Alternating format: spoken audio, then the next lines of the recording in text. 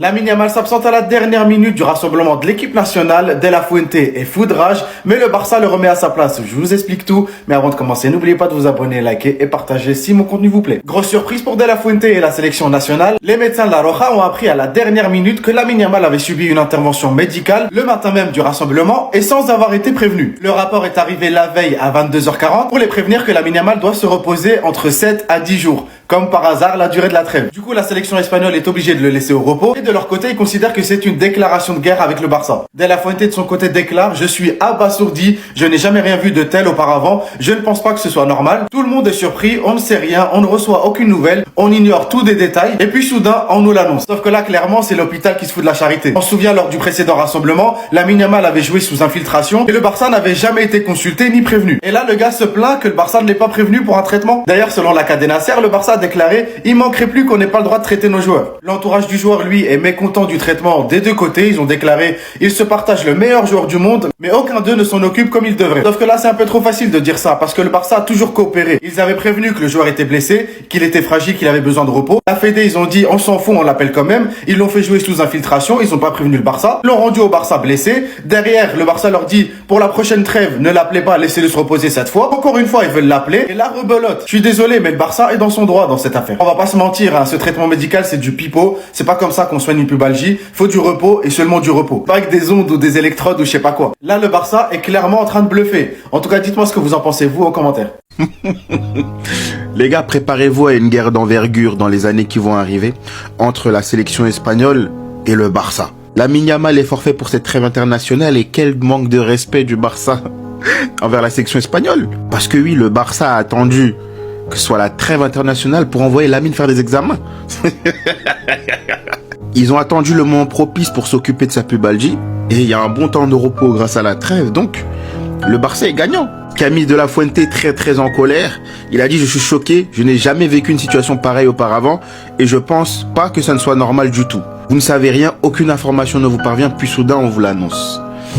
C'est le joyau. De La Fuente, c'est le joyau, Lamine, malheureusement. Et je vous le dis, hein, il va trouver un moyen de nous le faire payer cher. Vous allez voir. Lamine, à un moment donné, il va s'en remettre. Hein. Il va le user. Il va le user, le torcher jusqu'à qu'il n'y a plus rien. Dieu merci, Pedri ne participe pas à cette trêve parce qu'il est blessé. Baldé également. Firmine, s'il te plaît. Firmine, on compte sur toi, doucement. Pas trop d'intensité. Les gars, c'est chaud entre l'Espagne et le Barça. Lamine Yamal, là, il aura mis une douille. Il avait pas envie d'aller en sélection espagnole. Et le Barça, ils ont fait exprès, ils lui ont fait un soin ce matin, alors qu'il aurait dû aller en sélection. Et avant de faire le soin, ils auraient dû prévenir les médecins de la sélection, vu que là, c'est les jours de sélection. Mais ils ont fait exprès de le soigner, entre guillemets, pour lui donner un traitement qui va faire qu'il est absent entre 7 et 10 jours. Et même le coach de la sélection espagnole, il est comme un ouf. Il a dit: je suis choqué, je n'ai jamais vécu ce genre de situation, ce n'est pas normal du tout. Tout le monde est surpris, on ne sait rien, aucune nouvelle nous parvient et on ne connaît aucun détail. Puis soudain, il nous l'annonce. Les gars, en ce moment, entre les clubs et les sélections, c'est une dinguerie, c'est une guerre en fait. En fait, tout le monde est rentré en guerre.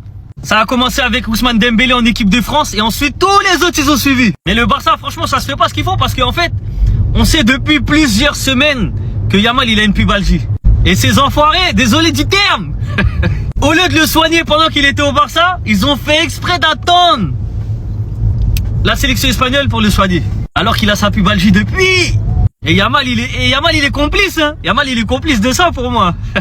Donc franchement, je comprends l'énervement de la fédération espagnole et du coach espagnol. Laporta, je t'en supplie. Laporta, pardon, s'il te plaît, je me mets à genoux. C'est un appel.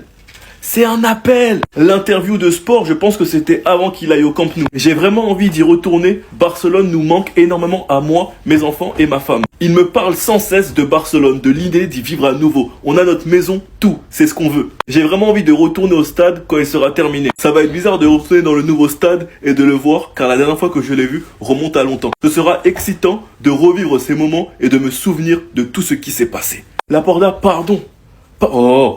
Pardon. Messi, il est venu en scred, il est venu en incognito au Camp Nou. Et le pire, c'est que ces photos-là, il les a épinglées avec un superbe message où il déclare sa flamme au Barça. Le Barça, pour Messi, c'est toute sa vie. Et vous pensez réellement que tous ces joueurs-là, ne rêve pas de jouer ou de rejouer avec Messi? Dans ce nouveau Camp Nou en plus, Laporta, tu pourrais faire fort et surtout recoller les morceaux avec Messi. En tout cas les gars, je sais pas si Messi ouvre la porte ou pas, mais ce qui est sûr c'est qu'il veut revenir vivre à Barcelone et que dans le futur, il veut un rôle dans ce club. Je sais pas si pour l'instant il parle en tant que joueur, staff, coach, directeur sportif, j'en sais rien, mais il veut un rôle dans ce club. Le Barça vient tout simplement de la mettre à l'envers à l'Espagne et à De La Fuente. Et il est forfait et il a besoin d'un repos de 7 à 10 jours. Officiel, Lamine est forfait pour le rassemblement avec l'Espagne. La fédération espagnole exprime son mécontentement dans un communiqué. Le service médical de la RFEF tient à exprimer sa surprise et sa consternation d'avoir appris lundi 10 novembre à 13h45, jour du début du stage de l'entraînement officiel avec l'équipe nationale, que Lamine Yamal avait subi le matin même une intervention invasive par radiofréquence pour traiter une gêne pubienne. Cette intervention a été pratiquée sans que le staff médical de l'équipe nationale en soit préalablement informé. Ce dernier n'a pris connaissance des détails que par un rapport reçu la veille à 22h40.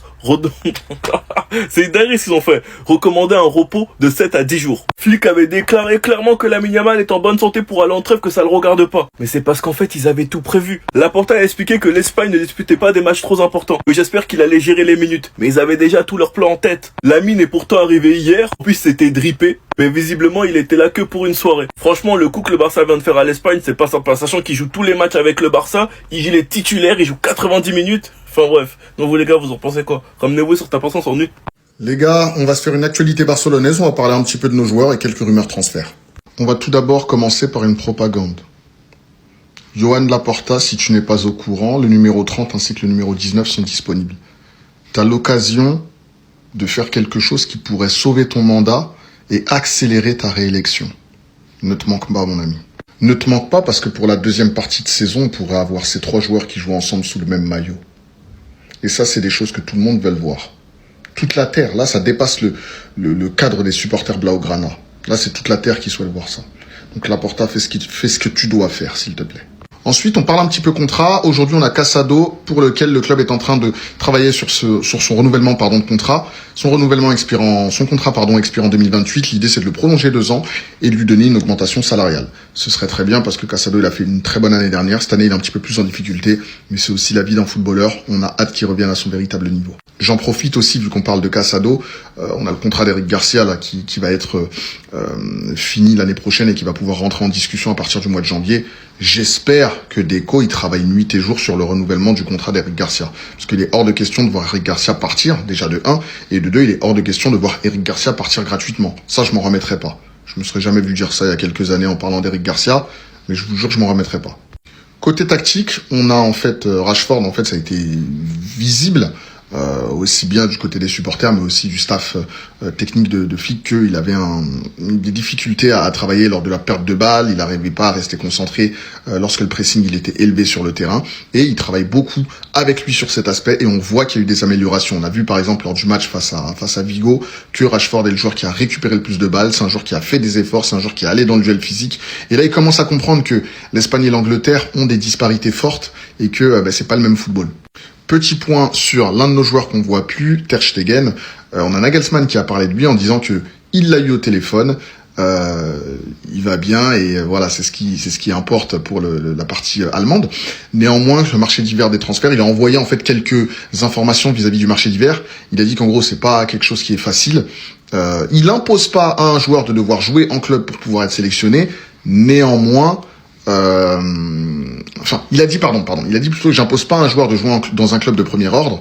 Néanmoins, il a dit voilà, j'impose à mes joueurs quand même de pouvoir un petit peu jouer parce que, comme il l'a dit, Ter Stegen n'a plus 22 ans, donc il se doit de jouer s'il veut concourir à une place pour l'équipe d'Allemagne pour la Coupe du Monde. Donc ça, c'est un avantage pour le FC Barcelone parce que comme ça, on va pouvoir vendre Ter Stegen ou le prêter. Retour d'un de nos joueurs blessés, on a Pedri qui est très optimiste quant à son rétablissement. Il sera pas du tout prêt face à Bilbao, mais on espère qu'il soit prêt face au match contre Chelsea ou Alaves. C'est exactement la même chose pour Rafinha qui lui normalement devra revenir contre Bilbao, jouer quelques minutes et à la suite de ça pouvoir démarrer ou pouvoir rentrer un petit peu plus face à Chelsea. Robert Lewandowski, il envisage de prendre sa retraite du foot si personne ne lui propose, si Barcelone ne lui propose pas de renouvellement de contrat. Il est prêt à rester dans le club. à baisser son salaire et avoir un rôle différent. Moi, personnellement, si vous me demandez mon avis, je suis pour que Robert Lewandowski reste dans le club avec un petit salaire dans un rôle différent. Pourquoi? Parce que déjà, Robert Lewandowski, on sait qu'il veut rester à Barcelone. Cette idée-là, elle ne vient pas de lui, mais de son épouse. Et ensuite, les clubs qui le ciblent, je pense pas que ce soit le style de Robert Lewandowski de vouloir aller jouer en Turquie, en Arabie. Le Milan AC, pourquoi pas? Je pense que ça pourrait être une belle dernière étape en Europe. Mais je sais que son épouse, elle aime énormément Barcelone et à chaque fois, elle met la pression pour ne pas qu'il parte. Et enfin, rumeur à prendre avec des pincettes vraiment, Dani Olmo pourrait quitter le FC Barcelone parce que le Bayern Munich est intéressé par lui. Si vous me demandez mon avis, Olmo, ça fait des années que je le dis, je voulais pas forcément de sa venue. Maintenant qu'il est là, on a dû faire avec. Il nous a beaucoup aidé lors de sa première année. Malheureusement, il a été beaucoup trop blessé pour un joueur qui a coûté plus de 60 millions. Et si aujourd'hui, on a la capacité de pouvoir vendre Dani Olmo à minimum 45 millions, je pense que ce serait une bonne vente. Et surtout, à la suite de ça, on pourrait récupérer un joueur qui rentrerait un petit peu plus dans ce qu'attend le FC Barcelone. Et dans la catégorie à prendre avec des pincettes, on continue, ça vient toujours de la même source. Fichares.net, le FC Barcelone aurait dans son viseur Ryan Gravenberch. Ne me demandez pas mon avis parce que là la rumeur elle est tellement pour moi infondée que ça sert à rien de trop se prononcer, mais Gravenberch au FC Barcelone, le mec qui n'en veut pas, il faudrait être fou. Pour Gravenberch, je vous dis tout de suite, je suis prêt à vendre Olmo, je suis prêt à vendre Frenkie de Jong, je suis prêt à vendre Gavi. Parce que Gravenberch, en termes de volume de jeu, vous mettez ce mec-là avec Pedri, waouh, ce sera un nouveau FC Barcelone. Mais je pense que c'est une énorme rumeur et je pense qu'il viendra jamais au FC Barcelone.